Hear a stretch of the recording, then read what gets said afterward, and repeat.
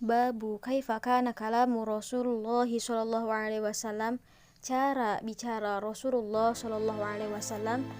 Pernah Aisyah radhiyallahu an menceritakan bahwa kana Rasulullah sallallahu alaihi wasallam yasrudu kasardikum hadza walakinnahu kana yatakallamu bikalamin bayni fasli yahfazuhu man jalasa ilaihi. Rasulullah sallallahu alaihi wasallam tidak berbicara cepat sebagaimana kalian, tetapi beliau berbicara dengan kata-kata yang jelas dan tegas. Orang yang duduk bersamanya pun akan dapat menghafal kata-katanya. Bagaimana bisa orang-orang atau para sahabat yang duduk bersama Rasulullah SAW bisa menghafal makna atau perkataan dari Rasulullah SAW?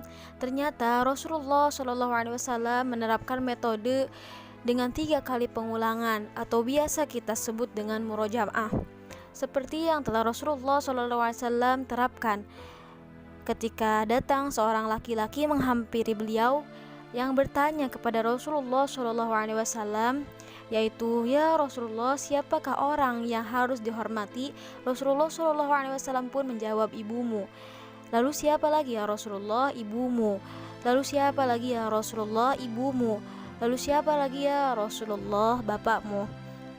Dalam 3 kali pengulangan tersebut, Rasulullah seakan-akan menjelaskan dan menegaskan bahwa ibu harus dihormati, dan agar ketiga kali pengulangan tersebut dapat terngiang-ngiang atau perkataannya pun dihafal oleh para sahabat atau orang-orang yang duduk di sekitar beliau. Selain perkataan atau ucapan Rasulullah SAW yang mudah diingat dan mudah dihafal oleh sahabat dan orang-orang yang berada di sekitarnya, perkataan Rasulullah SAW pun selalu mengajak kepada perilaku amar ma'ruf nahi mungkar, yang selalu peduli terhadap kebaikan umat agar patuh dan taat. Tidak seperti kita yang kikir dengan ilmu, pembicaraan hanya yang itu-itu melulu, yang tak berbobot dan bermutu, bahkan hanya bisa menyakiti orang satu persatu dengan gibah pemersatu. Naudzubillahi min dzalik. Berawal dari sekarang, marilah sedikit demi sedikit kita hilangkan pembicaraan yang tak perlu sehingga dapat menghabiskan waktu, dengan menerapkan cara Rasulullah berbicara dengan mengandung banyak ilmu, dengan mengandung banyak makna, sehingga semoga kita bisa mendapatkan syafaat dari Rasulullah SAW yang telah menerapkan kebiasaan beliau.